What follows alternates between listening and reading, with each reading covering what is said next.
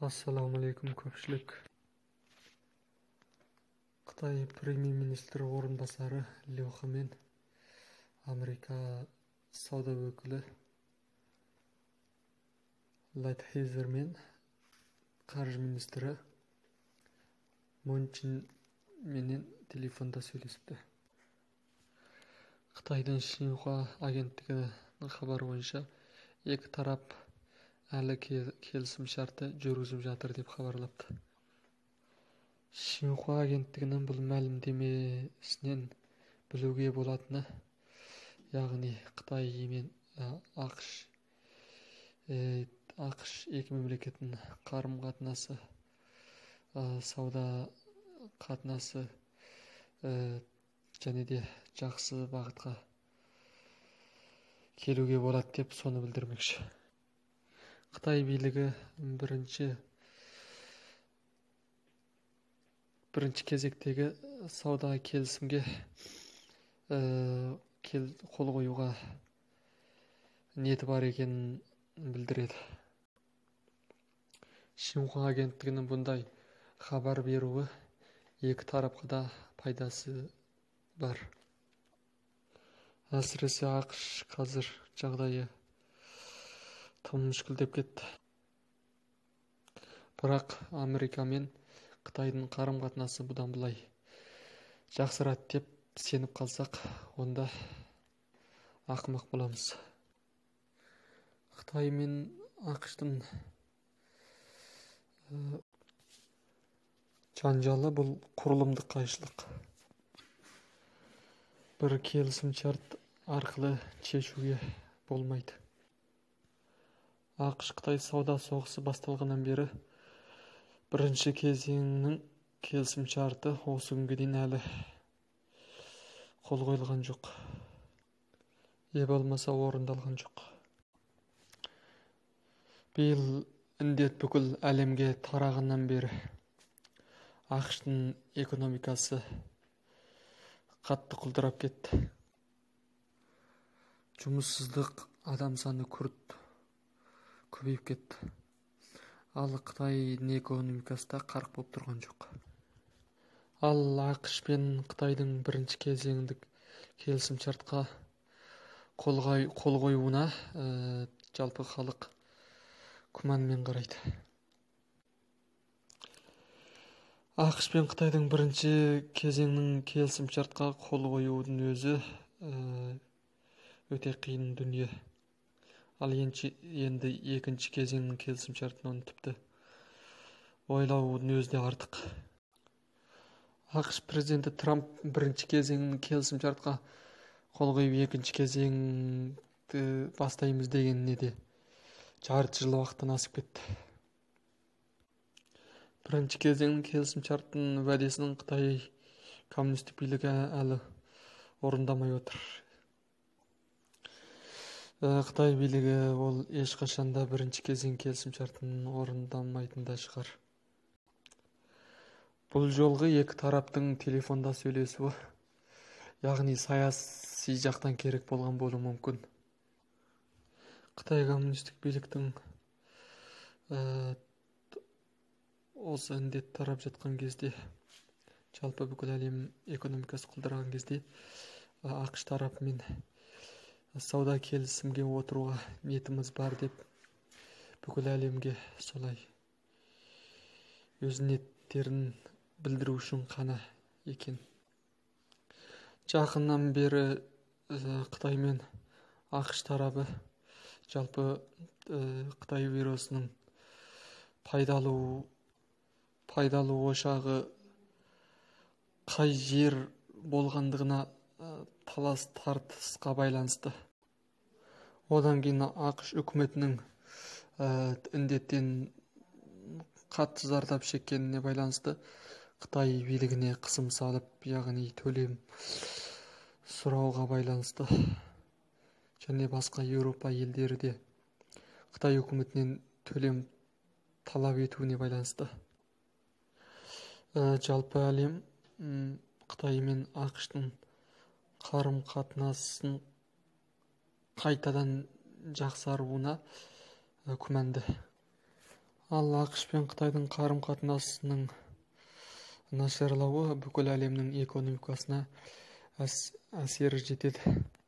Және індет жалпы бүкіл әлем індеттен тез арада құтылуына да жалпы тәсірі жетеді.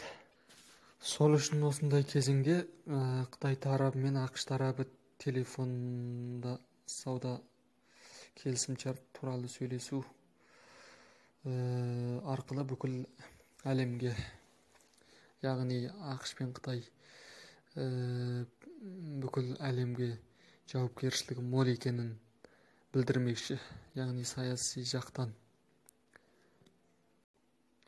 Яғни ақш пен Қытайдың бұл әрекеті бүкіл әлемнің халқына өздерінің бүкіл әлемге жауапкершілігі мол мемлекет екендігін білдіру ғана. Бұл тек қана бір осындай көрініске ғана жасаған іс-әрекет деп білуге болады. Ал шын мәнінде Қытай мен ақштың қарым-қатынасы жақсарады деген ол енді негізі шындыққа жатпайды. Ал ақш президенті Трамп оған келсек, ол негізі бизнесмен. Қазір ақштың сайлауына да жақындап қалды. Оған да байланысты Трамптың өзде ойлаған болуы мүмкін. Егерде Қытаймен сауда соғысын күшейте берсе, өзінің сайлауына да тәсір жетуі мүмкін. Яғни өзінің сайлауға қатынасуына, одан ұтып шығуына жол ашу үшін уақытша Қытай мен ақш тарабы осындай бір іс-әрекет білдіртіп, Трамптың өзінің келесі сайлауға қатынасып, одан ұтып шығуына бір жол ашқан болуы мүмкін деп білуге болады.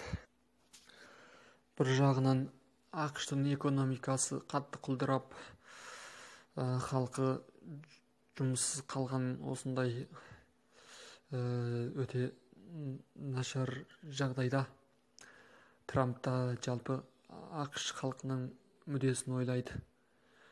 Сол үшін экономика соғысын кішкене тоқтата тұрып, өзінің халқының өзін қолдап сайлауға өзіне билет тастауды соны бір жағы ойлайды. Ал жалпы жақтан айтқанда, Қытай мен ақштың бүкіл сала жағынан бөліну, ол жалпы бетті айтқанда, бұл осы бағытқа кетеді. Ол бұрынғы 40 жылдың алдындағы ақш пен Қытай бірігіп СССР-ға, Совет одағына қарсы тұру деген ол заман жоқ қазір. Бұдан былай ақш пен Қытайдың қарым-қатынасы тек барған сайын нашарлағаннан басқа жол жоқ. Бірақ Қытай мен ақштың қарым-қатынасы 180 градус бұрылып, бір жолата нашарлап кетпейді.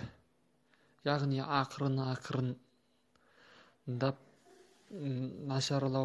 нашарлай береді. Бір жағы ақштың індетке байланысты, ал Қытайға келсек, Си Цзиньпиннің өзінің компартиясының ішіндегі өзіне қарсы күштерге байланысты осындай бір іс-әрекетке баруға тура келді. Бұдан былай ақш пен Қытайдың қарым-қатынасы тек қарама-қайшылық бөлінуге қарай бағытталады. Ал Трамп президентке келсек, Трамп тек осы саясаттың бастаушысы ғана. Ал келесі жолғы президент мейлі Трамп болсын, Трамп болмасын, Қытай мен ақштың қарым-қатынасы Бұдан да қазіргіден де жағдайы мүшкіл болуы анық. Қосымша індет бүкіл әлемге тарағанға байланысты бұл тіпті Қытай мен ақш-тың қарым-қатынасы болсын, Қытай мен жалпы батыс мемлекеттердің қарым-қатынасы болсын, олардың осы қарым-қатынастардың нашарлауына тіптен тездетуге бір үлкен себеп болды. Тексті дайындаған Алаш Орда арнасы. Ассаламу алейкум көпшілік.